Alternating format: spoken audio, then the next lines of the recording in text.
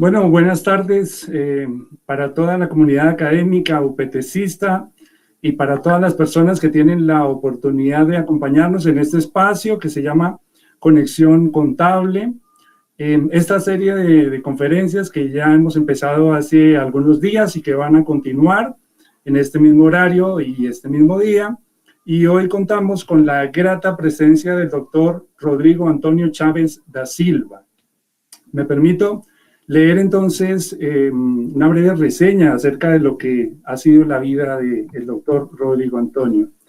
Rodrigo Antonio Chávez da Silva es contador, especialista en gestión económica de empresas, consultor de empresas en las áreas de costos, finanzas y diagnóstico empresarial, ganador de títulos y distinciones, tales como Premio de Historia Internacional Martín Noel Monteiro 2007-2008, Premio Internacional de Contabilidad Financiera Luis Chávez de Almeida 2008-2009 y Premio Rogelio Fernández Ferreira en el 2011. Profesor de Teoría General, Comercial, Contabilidad Internacional, Costos, Presupuestos, Gestión y Contabilidad desde el año 2008, redactor en revistas de importantes universidades e institutos de Chile, Colombia, Portugal, Argentina, Venezuela y Brasil, con más de 100 artículos publicados en sitios web y revistas. Secretario de ASIN, Asociación Científica Internacional Neopatrimonialista, y miembro de la corriente de contabilidad neopatrimonial. Recordar que el doctor Rodrigo estuvo acompañándonos a nuestro programa de Contaduría Pública de la UPTC Seccional Sogamoso en el año 2019, acompañándonos en un simposio. Tuvimos la oportunidad de conocerlo, de compartir con él. Y bueno, doctor, entonces le damos una calurosa bienvenida y lo escuchamos atentamente, doctor. Bienvenido a esta que es su casa. Muchas gracias, muchas gracias. Es un honor muy grande estar una vez más con ustedes en este importante evento y me hace recuerdos de la nuestra visita en el año retrasado, en el año de 2019, el cual estuvimos juntos haciendo una tertulia acerca de la contabilidad y para nosotros fue un honor muy grande también conocer el caloroso pueblo de Sogamoso y también la Universidad de Sogamoso, a cual nos recibió de brazos abiertos. Para mí es un honor muy grande. Bueno, quisiera cumprimentar a todos, hacer un saludo muy especial, especialmente a los profesores, los directores de la Universidad de Sogamoso, de la Sociedad Lupetecista, y también los rectores de la universidad y también a todos los hermanos colombianos. Para mí es una gracia muy fuerte y una alegría una vez más poder contactarvos. Y pido disculpa en algún error porque yo hice una confusión, pero ahora estamos juntos y estamos para hablar sobre un tema que es muy oculto en la universidad, pero es muy importante porque la mayoría de las universidades y de las facultades en general tratan del tema de análisis contable, pero a veces nosotros olvidamos cuál sería el origen del análisis y también cuál sería la posibilidad de estudio cronológico y cómo se sucedió una serie de hechos con relación a la metodología contable y la metodología de análisis de bilances. Entonces, es un tema único, muy singular y creo que en la discusión general, en los eventos que nosotros tuvimos presente, también no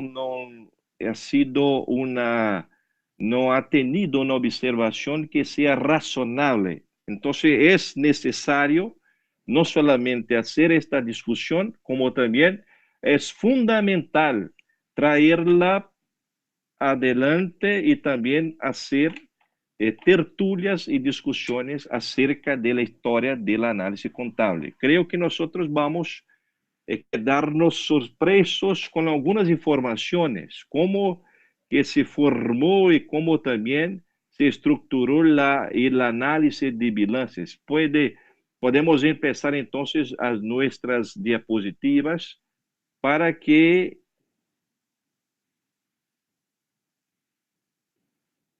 para que nosotros podamos entender con una visualización cómo sería esta historia. Ahí tenemos algunas fotos maravillosas de nuestro evento.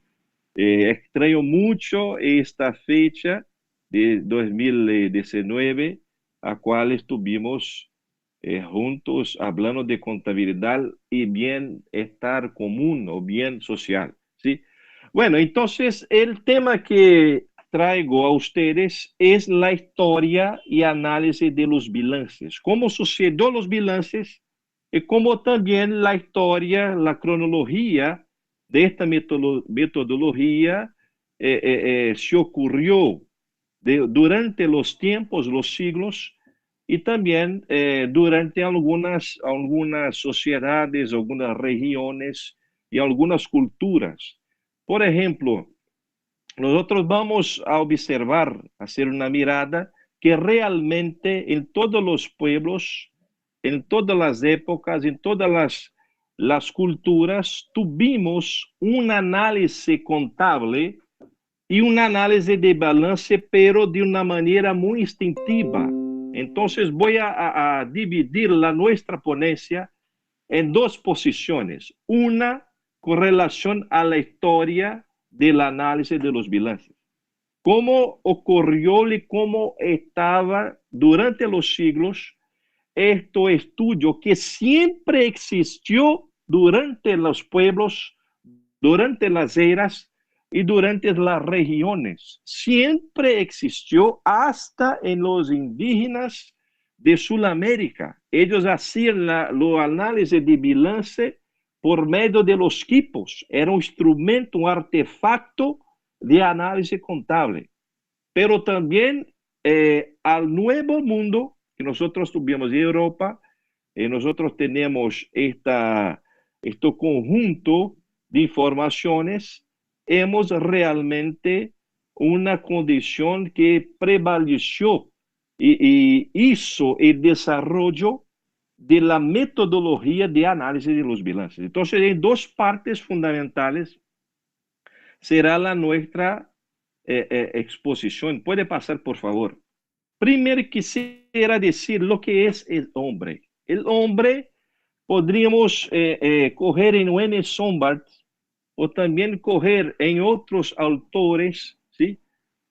Autores que hicieran un estudio muy fuerte, como Maffeo Pantaleone, como también Adam Smith, como también Karl Marx también, y otros más que estudiaron el hombre de una manera más alrededor de los hechos económicos. Entonces, una destinación, una nombración muy común en los teóricos de la economía y también de la contabilidad sería homos económicos.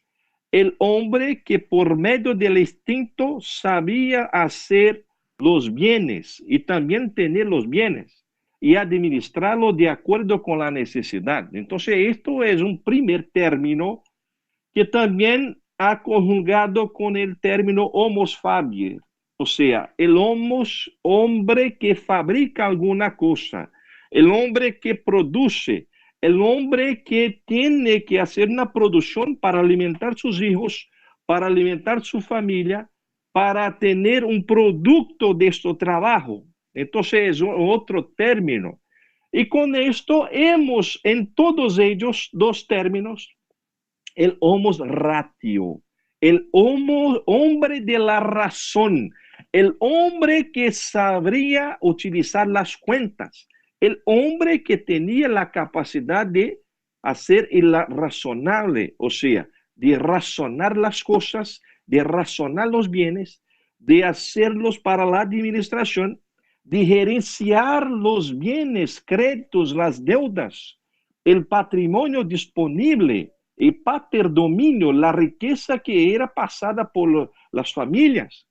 Y homos ratio es la sinonimia del homos contable, o sea, el hombre que es el contador, el hombre que sabía razonar las cuentas y sabía designar por medio de las cuentas, de los nombres de las cosas, de los signos, alguna cosa que representaba algo que existía en calidad, en cantidad, y era el patrimonio de las familias. O sea, siempre el hombre era el hombre contable. El homus ratio, o sea, aquel que sabía utilizar análisis, analizaba las cosas de la...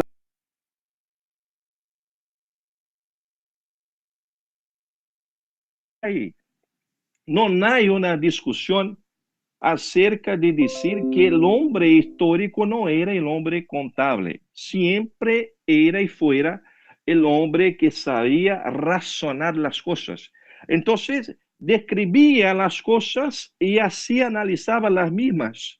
O sea, por medios sencillos, por medio de cínicos, de artefactos, de instrumentos generales, por medio de inducción, porque a cada hecho que ocurría tenía una cuenta que podría significarlo. El hombre analizaba los hechos. Puede pasar adelante, por favor.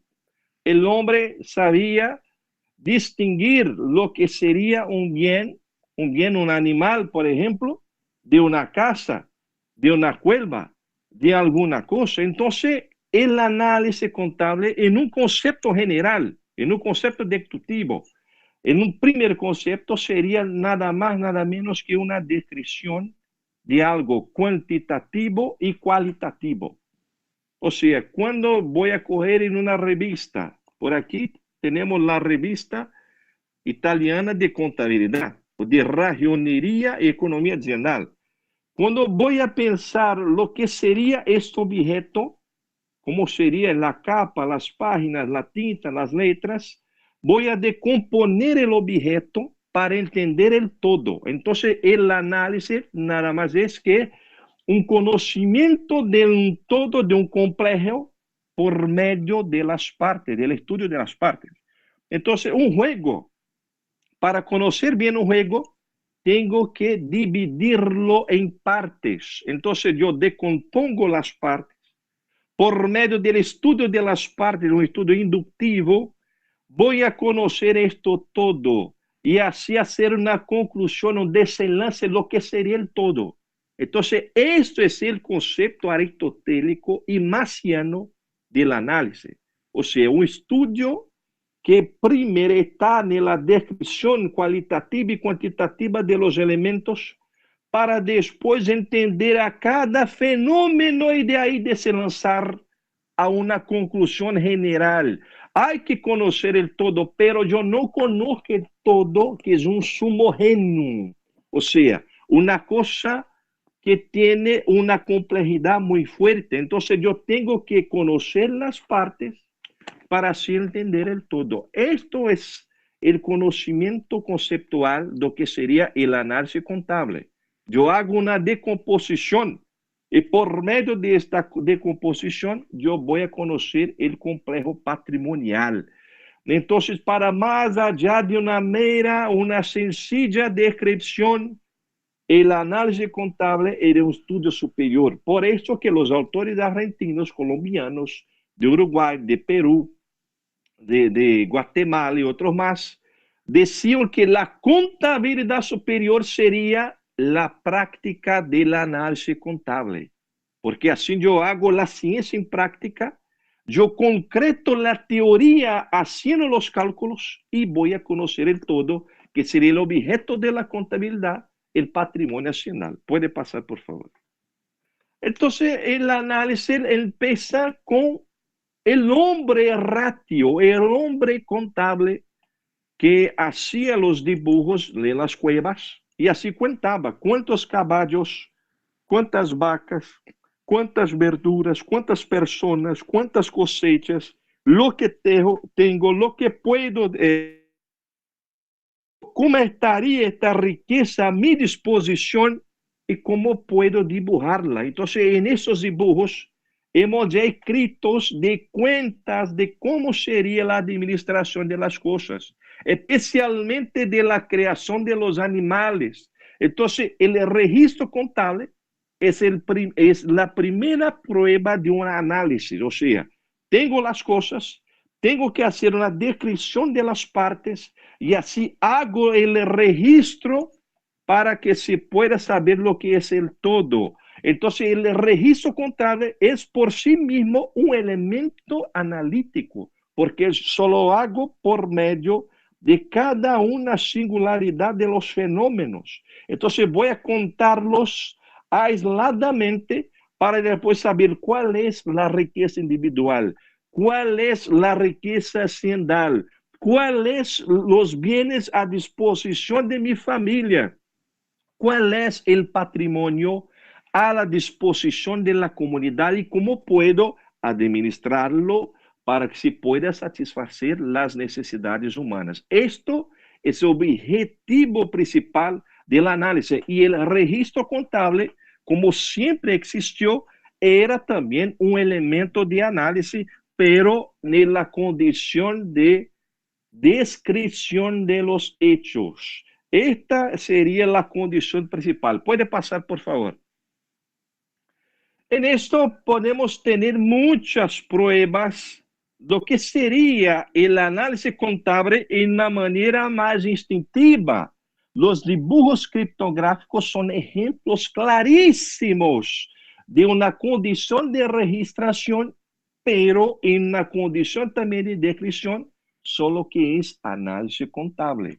Yo, para saber cómo está el todo, voy a hacer la escrituración de cada elemento, a anotación de cada fenómeno, de cada hecho, y así voy a conocer muy bien lo que sería el estado disponible, el estado contable de la representación de los bienes que están a disposición de las dos comunidades. Estos dibujos, por ejemplo, son dibujos de Brasil, de la Sierra del Pau Furado en Brasil, al norte de Brasil, o cual tiene más o menos 15.000 años de existencia y son de los más antiguos dibujos o cuentas de cavernas existentes prehistóricas en la existencia humana y en las pruebas históricas que existen en la ciencia. Entonces son ejemplos claros de un análisis, pero en el campo de la registración. Puede pasar, por favor. Entonces, manteniéndose en el campo del registro, en Sumeria antigua ya teníamos un artefacto de análisis, porque la escrituración pasa a desarrollar en tablillas de arcilla, por ejemplo, las personas, los contadores, los escribas, hacían la registración, después consignaban esta tablilla y mantenían como si fuera una prueba social, jurídica, de un hecho patrimonial o de un conjunto de hechos patrimoniales. O sea, para cada significado, signos de esta escrituración, hemos un hecho patrimonial. Entonces, por medio del análisis, vamos a conocer el todo. Entonces, la tablilla como el todo tiene un estado financiero del patrimonio. O sea, por medio de esta representación, que vamos a conocer la riqueza individual. Entonces, a cada fenómeno que se transcurría, se hacía el análisis, pero en el campo de la descripción. Y así teníamos el balance. El balance nada más era que la plaquita cocinada, que estaba totalmente reservada para las otras eras, era un espejo de los fenómenos patrimoniales.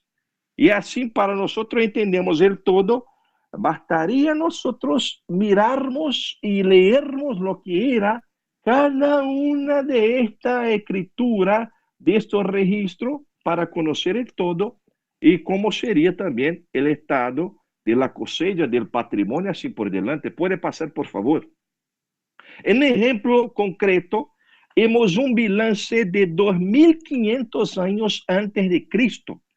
2.500 años, los contadores antiguos, los escribas, registraban en una pelotita que estaba totalmente negra, ya el número 100, en una pelotita negra. Cuando la pelotita estaba en la mitad negra, sería 50. Y así la suma de los símbolos estarían ya el conjunto patrimonial. En cada parte, en cada nombración de cuenta, hemos un análisis, un fenómeno especial.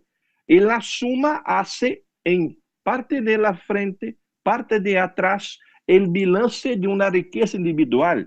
O sea, tenía 15 sacos de cebada, de trigo, sacos diversos, aves y una firma en de atrás del balance que estaba representando la autoridad del contador. Entonces ya teníamos un balance que por medio de descripción estaba representando el análisis contable. Puede pasar, por favor. Con el desarrollo de la evolución también de la sociedad en general, especialmente la sociedad hebrea, hemos ya también ejemplos clarísimos de práctica de análisis. Por ejemplo, José del Egipto, para mantener el Egipto en prosperidad, hizo un estudio analítico de producción de cosechas, de granos, de otros instrumentos alimentares más, para que se podría mantener los 7 años de escasez de alimentos, los 7 años de pobreza mundial. O sea, serían 7 años de prosperidad y 7 años de no prosperidad o de pobreza. Entonces, para mantener los 7 años sin pobreza, manteniendo la cosecha mundial, la alimentación mundial, el Egipto tuviera que tener una metodología que pudiera mantener los inventarios y así satisfacer la producción mundial. O sea, lograr una distribución para todo el mundo. Este objetivo só podría ser hecho concretado por medio del análisis contable. Entonces, José del Egipto era un gran contador y un gran analista. Hizo todo el estudio de los fenómenos particularizadamente para que después pudiera tener un síntesis y así mantener el complejo patrimonial en los tiempos de más necesidad mundial. También, si vamos a leer la Sacra Escritura, podemos decir claramente que en el latín, en el libro del Eclesiástico, está muy claro, ¿no? Ubi manos multae sunt claudi, et quanduque tradis numere te appende, datu vero et acceptum homini describe. O sea, donde existen muchas manos, utiliza una clave, esta clave es para contar. Y cuenta y pesa todo que lo entregas. O sea, analiza cada cosa para que por medio de este análisis podría escribir o registrar a la misma y así controlar a los que dan y a todo lo que recibe. O sea, tener el control general del patrimonio por medio del análisis de registración y de la descripción de los fenómenos patrimoniales. Esto sería la recomendación bíblica y general también que está en el Antiguo Testamento. Puede pasar, por favor. El analista en Grecia y Roma era la sinonimia del contador, porque el contador era llamado logístico. El logístico sería el profesional que hacía la registración y las cuentas de las riquezas más bajas, o sea, la plata más sencilla, el oro más sencillo, los cálculos de pesos y los cálculos generales para hacer la compra y la venta. Entonces, el logístico sería el contador. Y el contador que tenía esta capacidad también podría se llamar argentario. O sea, el argentario en Roma antigua nada más sería que el contador de la plata. Especialmente en Grecia, el argentario era el contador que hacía la contaje de las platas y de los elementos más valiosos, pero en una condición tal vez podríamos así decir un poquito más vulgar, porque era muy común hacer la coordinación, la operación de compra y venta de la plata en Grecia antigua. Entonces, esto era el nombre del contador, lo que calculaba haciendo análisis. haciendo la descripción de los fenómenos particularizadamente. En Roma, el ragionieri sería la persona, el profesional que tenía la capacidad también de hacer el análisis contable. Pero en este tiempo que se definió el nombre de racionante ciencia, el nombre de la ciencia máxima, pero también el nombre de la contabilidad al máximo grado, o sea, la contabilidad de nivel superior. Eso sería el término que venió a pesar de todos los contrapuestos de una condición de un analista que sería el racionero, o sea, el contador. Y por medio de esta condición de analista, ya surgieron las sociedades que nosotros tuvimos, las sociedades Vectigalium, la sociedad que tenía la condición de hacer la recaudación de los impuestos. O sea, por eso también se llamaba la sociedad de los publicanos, o publicanorum, o sea, las personas que públicamente hacían la registración de los hechos particularizados, los hechos singulares. O sea, el contador era lo que más ganaba la remuneración en esta sociedad romana, pero también era el analista de la sociedad en un punto jurídico. Por eso nosotros también éramos llamados de consultores, o sea, los contadores que analizaban las sociedades y de una manera jurídica hacían un parecer, un reporte de conclusión de cómo estaba el sumimiento, el estado financiero de esta sociedad. O sea, entonces la Societas Universorum Bonorum, era nada más que el objeto de análisis de ragionieri en Roma antigua para saber cómo estaba su estado financiero. Puede pasar, por favor. Pero el análisis moderno está realmente, totalmente involucrado en la iglesia. Como cuando vamos a empezar, ¿dónde surgieron los cálculos de índices y observación directa? En los morteros, en la iglesia y también en las casas religiosas. Porque, por ejemplo, los primeros cálculos de análisis surgieron en la obra de Angelo Pietra, que era un monje. Él analizaba los fenómenos patrimoniales y así lograba tener una conclusión de cómo estaría la situación de la panetería. O sea, estudiaba los costos, estudiaba la producción, estudiaba los inventarios de panes y decía una regla para mantener el análisis por medio de la descripción y después de la observación directa. O sea, decía, reunir a cada circunstancia como estimas, calidad, cantidad, valor, contratos, anotaciones y cosas similares. O sea, a cada momento, a cada rato, saber cómo estimar, cómo calificar, cómo cuantificar, cómo obtener el valor para que se podría hacer el análisis. Vamos a mirar más adelante, por favor, cómo sería un ejemplo de la obra de Angelo Pietra. Cómo este padre lograba estudiar lo estado financiero del patrimonio del mortero, de la casa religiosa. Él primeramente hacía una división en una tabla por los mensuales, por los meses. Los panes listos, los panes dados a los pobres. Él hacía lo percentual, pero ahí nosotros solamente cerramos en las cantidades. O sea, los panes listos, 8,000, 10,000, 9,000, sumados con los panes a los pobres. Entonces tenemos el consumo de los frades hermanos y el consumo que era dado a los pobres. El conjunto sería la producción. Y el inventario tenía que sobrar algo más, tenía que tener un saldo, porque si no, podría haber una necesidad, una no satisfacción de una necesidad que sería de producción. Entonces, puede mirar que este ejemplo es sacado de la obra de Angelo Pietra. De todos los tiempos, casi siempre hay un saldo de 2,000 panes a más. Estos panes podrían ser aprovechados o después consumidos el mes posterior para que se pueda mantener la producción del mortero. Esta sería más o menos la posición de observación directa. ¿Puede pasar, por favor?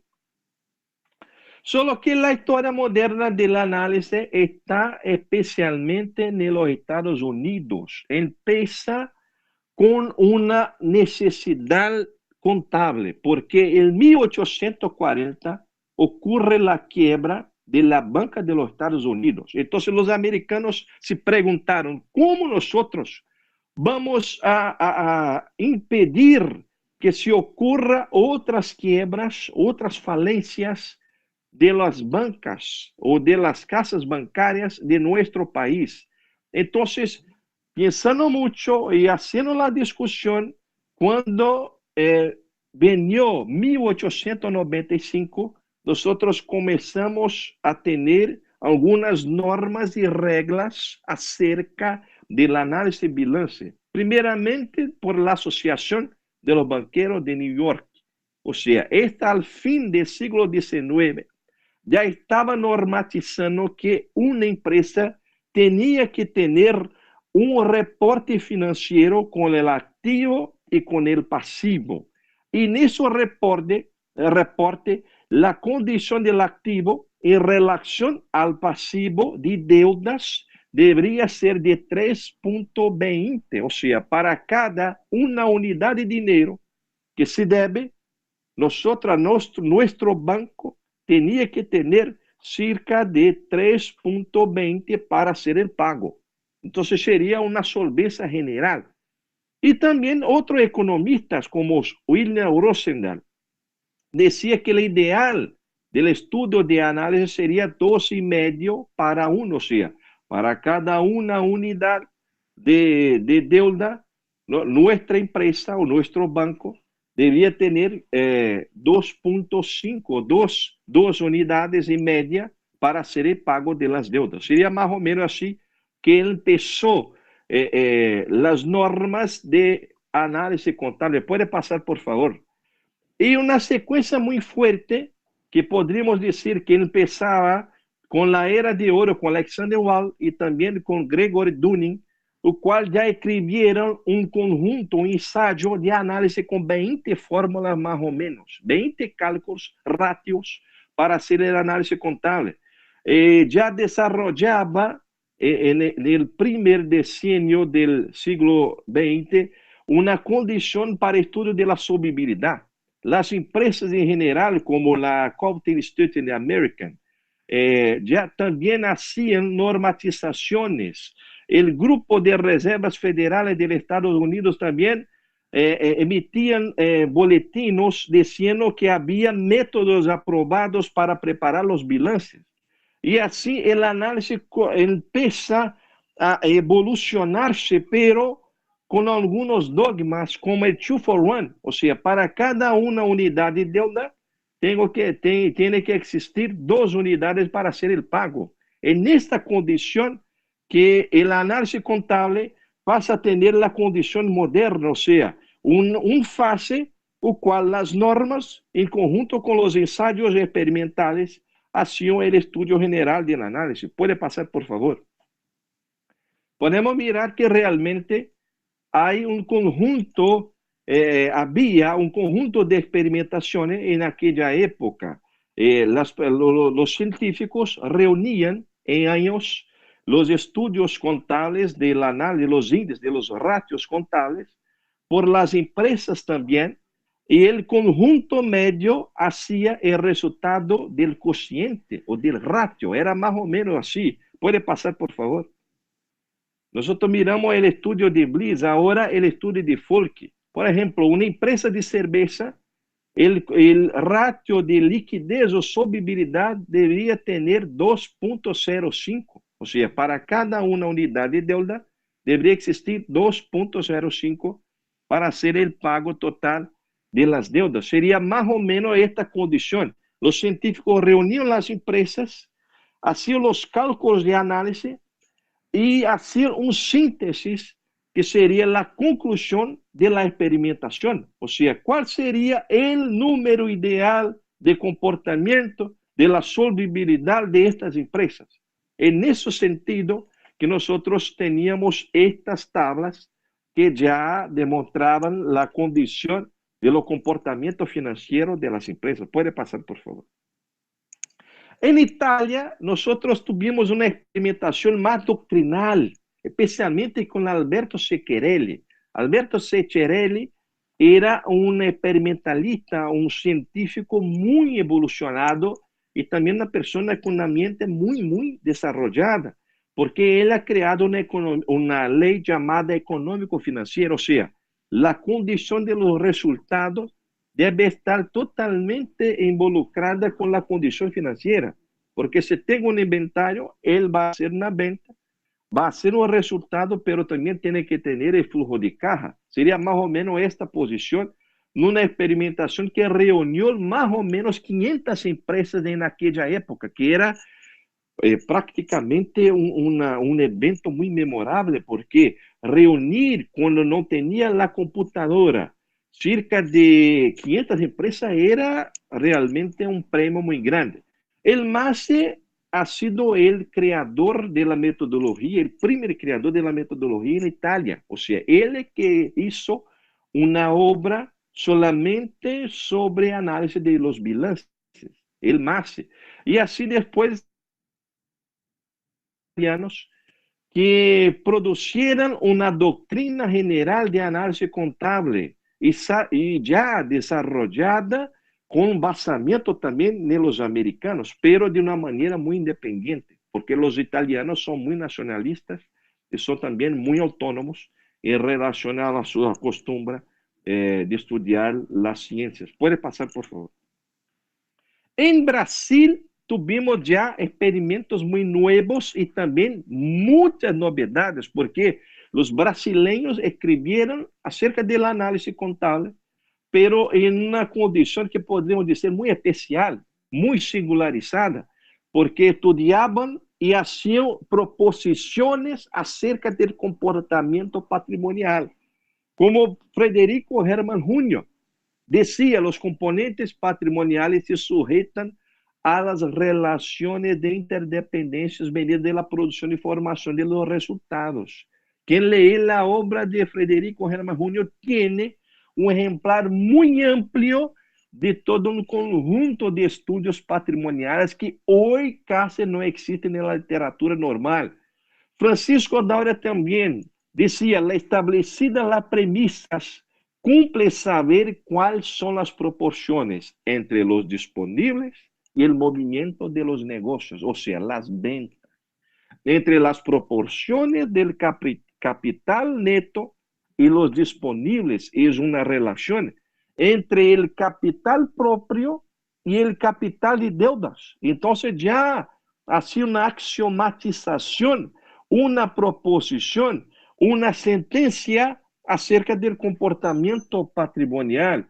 Hilario Franco también no quedaba así de atrás, porque decía, existe una proporción definida entre los varios grupos de la aplicación de los capitales, entre los activos de giro, los activos permanentes, los activos fijos, la condición de reintegración, lo capital de deudas a medio y largo plazo, a corto y largo plazo, las reservas del capital, el incremento de activo sin incremento del pasivo genera una incrementación de la situación líquida positiva. Una ley que hasta hoy existe y no ha sido derrubada de manera alguna. O sea, Hilario Franco, Daura y otros más brasileños hacían un estudio contable, pero de una manera más general, encontrando las leyes generales de estudio. Puede pasar.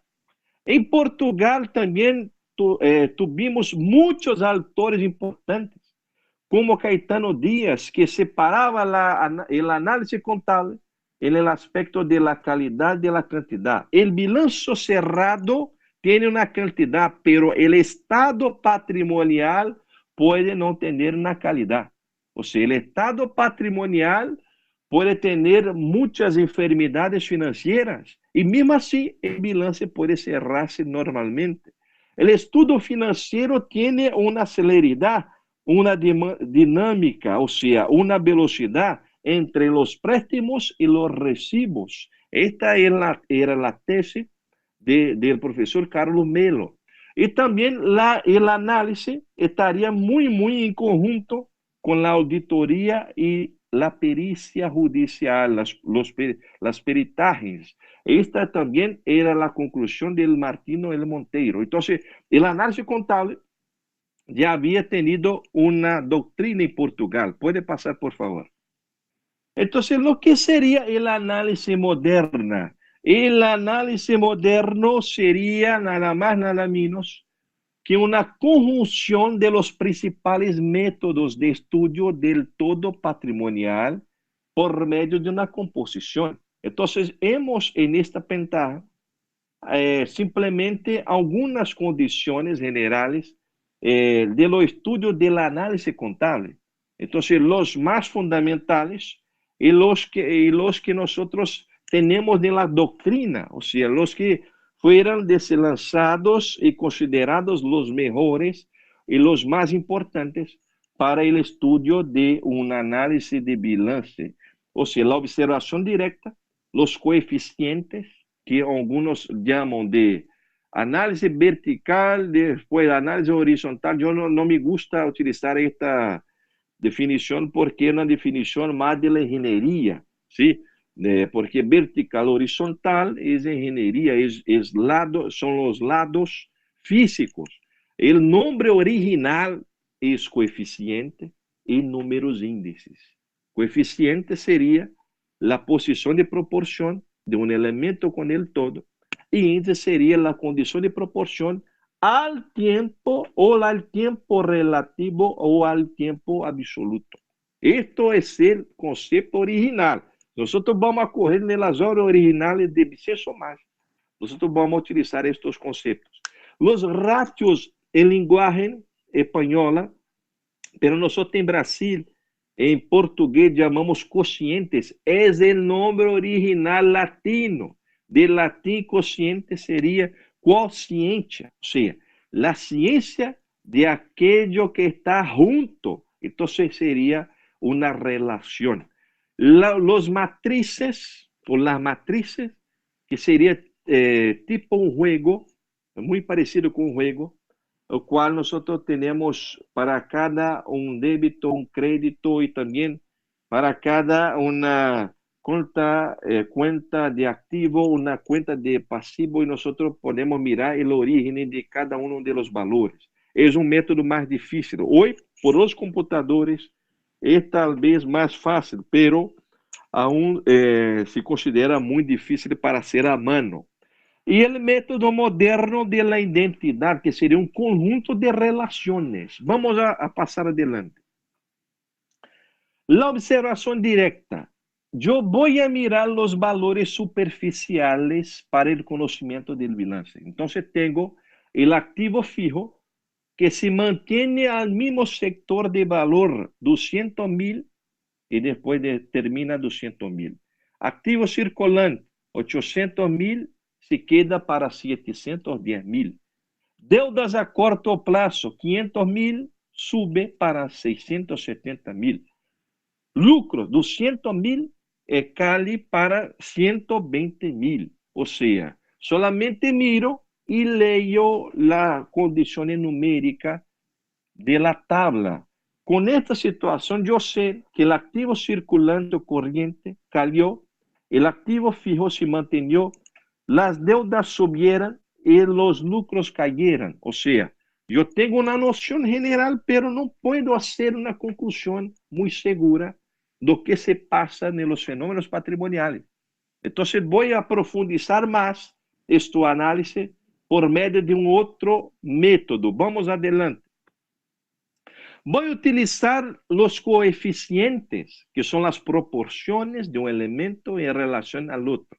Vamos a saber cómo estaba el estado financiero que hay detrás nosotros miramos, cómo está el complejo patrimonial.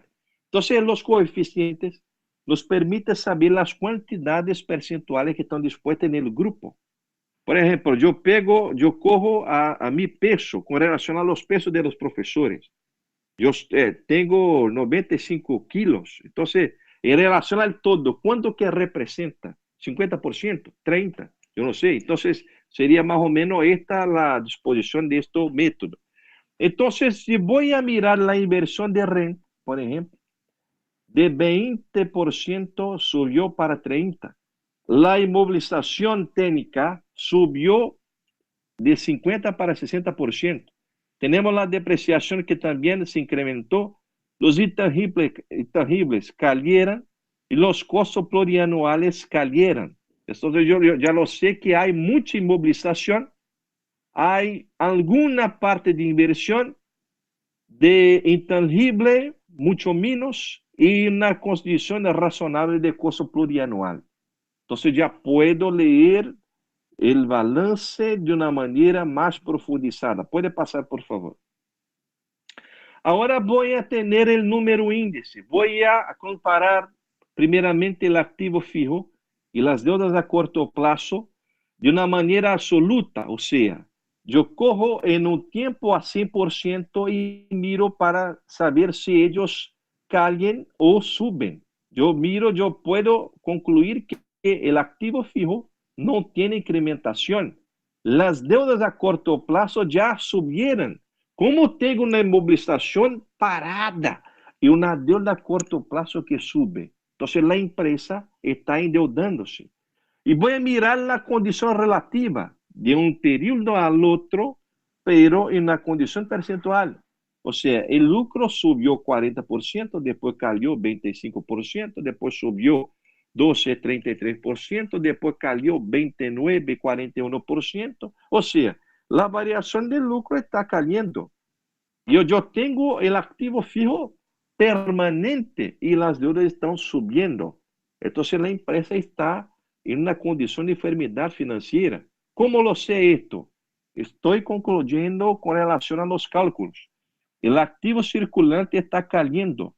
Si el activo circulante baja percentualmente, el lucro baja, las deudas suben, el activo fijo se permanece, hay algo errado con relación al giro, ¿sí?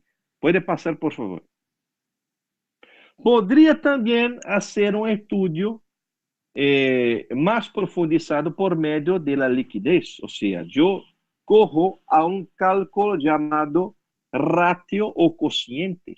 Los cocientes son relaciones.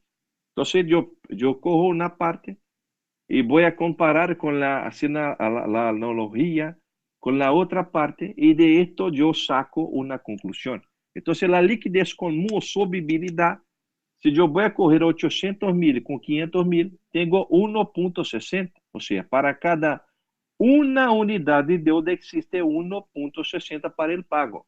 Es una condición, un resultado muy bueno.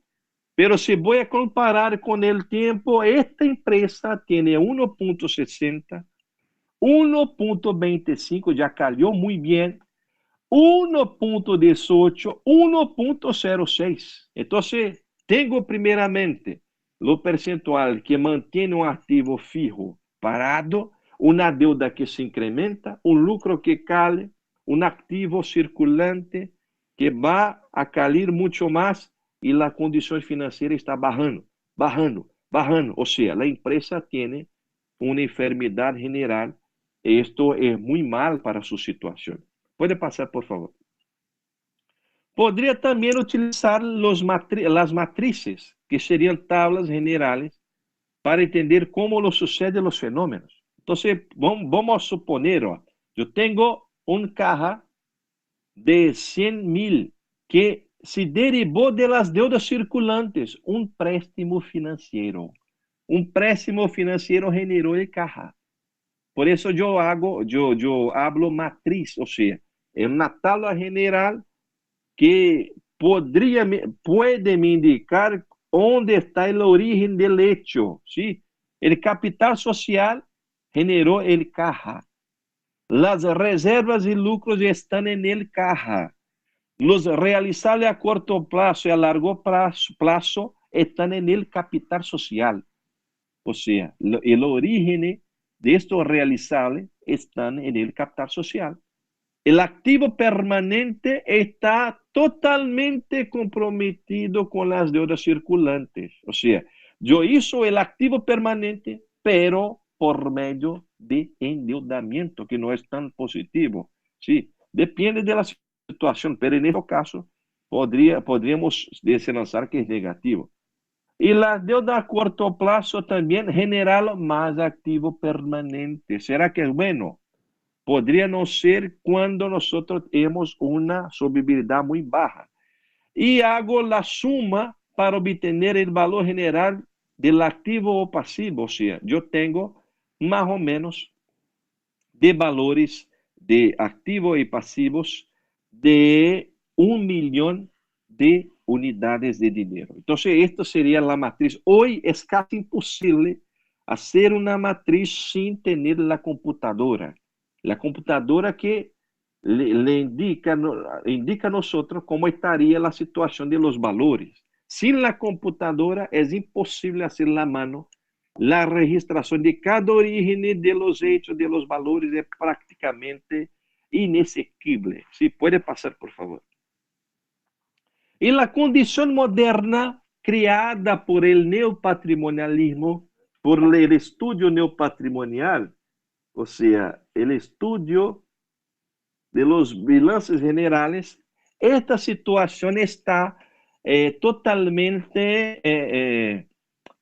relacionada con la proporción, o sea, el conjunto de proporciones, la relación de dos proporciones. Tenemos una identidad, o sea, X para Y, Y para Z. Yo tengo el capital propio que está para el capital de terceros, así como el capital circulante está para el capital fijo. ¿Cómo yo entiendo esta condición de identidad? Si yo voy a crecer el capital propio, no puedo tener mucho crecimiento de capital de terceros. Si incrementa el capital circulante, no puedo tener mucha incrementación del capital fijo. En esta situación, las variaciones están totalmente conectadas. O sea, si yo tengo más a una, tengo que tener más o menos a otra. Y si yo tengo más a otra, tengo que tener más o menos la otra, y así por delante. Una cosa lleva a la otra, y esta cosa también lleva a la otra, y así sucesivamente, hasta al final de la condición del campo patrimonial. Entonces, esto es un ejemplo de una metodología moderna que no está totalmente perfeccionada, pero en nuestros libros, en nuestras disposiciones, hacemos algo para intentar, podemos decir, alguna perfección y algún desarrollo de esta metodología. Es una metodología aristotélica, pero muy utilizada por el neopatrimonialismo. Hay que tener una literatura aún que pueda profundizar estos temas. Si puede pasar, por favor. Estamos casi al final, ¿sí?, de nuestra presentación, más 7 minutos al máximo. Y por último tenemos la solvibilidad dinámica, que es el estudio de la liquidez o de la solvibilidad, pero en una condición real. O sea, yo voy a entender estos cálculos primeramente estudiando la teoría de la liquidez dinámica. Poco adelante nosotros tenemos inventarios, créditos a corto o largo plazo, caja. Si estos elementos no giran más veloces o más rápidamente que las deudas circulantes. Yo puedo tener un caja que gira en 300 días, solo que tengo una deuda de proveedor que gira cada 5 días. Entonces yo tengo mucho montante de caja poco adelante en relación al giro de las necesidades de exigibilidades y de deudas en general. Entonces el maestro López de Sá, después también con el maestro Américo Florentino, hicieron un cálculo revolucionario, único, autónomo, muy evolucionado, de una corrección de la liquidez o de la solvibilidad. Yo cojo a los elementos, dinero, inventarios, créditos, y voy a dividirlos por el plazo de circulación de cada uno de ellos. En eso tengo los medios de pago circulantes. Después voy a dividirlos por las deudas divididas por el plazo medio de giro. En esta conjunción de identidad, yo tengo un resultado. Esto es el resultado de la solvibilidad real, o sea, la capacidad real dinámica de hacer el pago de las deudas generales. Entonces, con este cálculo, podemos decir que el análisis moderna, evolucionada, totalmente desarrollada, totalmente concluida, con todos los autores que nosotros conocimos de la teoría contable, estaría cerrado o terminado de alguna manera, pero hay más cosas. Yo só hice estos cálculos, solo traí estos cálculos porque son los fundamentales del curso superior, ¿sí? ¿Puede pasar, por favor? Entonces, gracias a Dios, con una hora más o menos, hablamos acerca de la historia y de la teoría y del análisis contable. Cómo sucedió la historia y comprobamos realmente que siempre a los hombres contables, que eran los hombres normales, existió un análisis contable que estaba primeramente describiendo los elementos patrimoniales, después registrando los elementos patrimoniales, después también estudiando a cada elemento patrimonial y por fin haciendo cálculos de las partes patrimoniales para así tener una conclusión del todo. O sea, la historia de la contabilidad es sin duda la historia del análisis contable. No hay como separar, no existe separación ni divorcio, porque realmente la contabilidad es heredera del hombre y heredera de Dios y heredera del conocimiento analítico.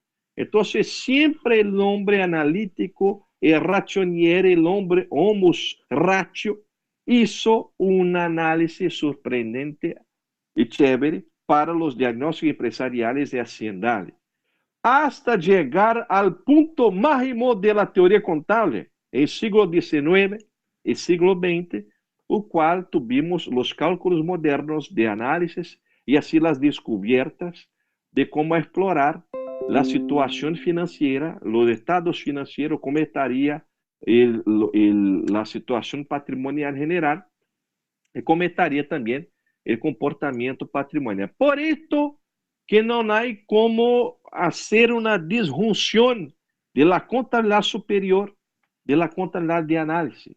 O sea, la contabilidad analítica o el análisis contable es siempre la contabilidad superior y el mejoramiento de las células sociales para la prosperidad, para la eficacia social, solo puede existir por medio de los estudios de análisis que hoy están muy bien representados por los modelos de comportamiento patrimonial. Pero este tema, modelos de comportamiento patrimonial, es un tema que merece mucho más tiempo para nosotros hacernos una ponencia o una exposición.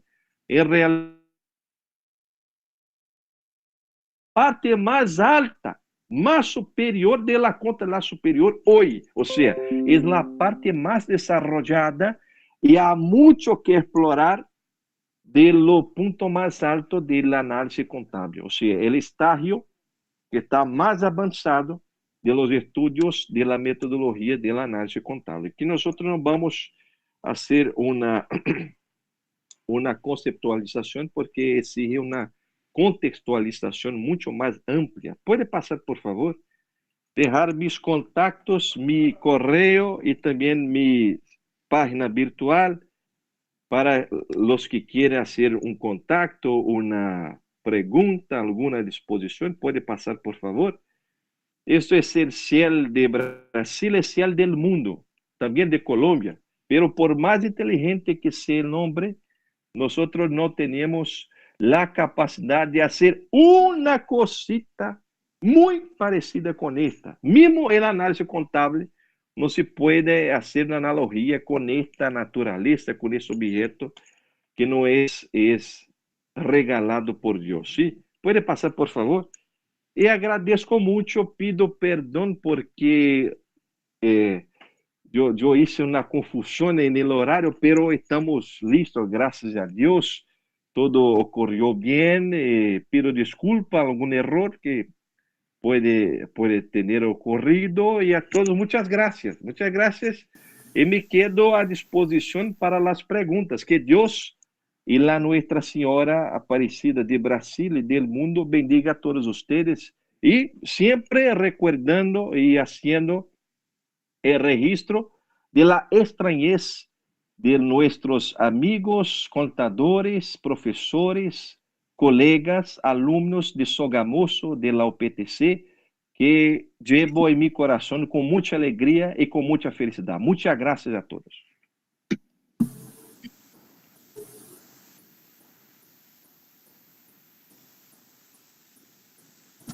Muchas gracias, doctor Rodrigo Chávez. Como siempre, un gusto que nos pueda acompañar. Confiamos y tenemos esperanza en que lógicamente no sea la última vez, y que ojalá la próxima vez que nos encontremos sea en la presencialidad, doctor, que nos pueda acompañar y seguirnos brindando ese conocimiento. Muy amable, doctor Rodrigo. No sé si de pronto alguna... Bueno, las preguntas o inquietudes, doctor, como ya tenemos su información de contacto, no hay ningún problema, ahí lo estamos escribiendo en caso de que surja alguna cosa. Muy amable, no hay palabras para agradecerle esa colaboración allá desde Brasil, doctor. Y bueno, a las personas que nos acompañaron en esta transmisión, docentes, estudiantes, egresados, personas del sector productivo en general, esperamos que esta charla y que este ciclo de conferencias pues sean, digamos, de utilidad para toda la comunidad, no solamente universitaria, sino en general para la sociedad, porque de eso se trata, de que pongamos un granito de arena, digamos, para mejorar los conocimientos de todos en estos temas tan interesantes, pues, digamos, estos temas relacionados con la contaduría, y que traemos con mucho gusto en Conexión Contable los días martes en este horario. Sin más, entonces, despedirme, agradecerles y bueno, que estén muy bien. Muchas gracias, una feliz tarde para todos. Hasta luego.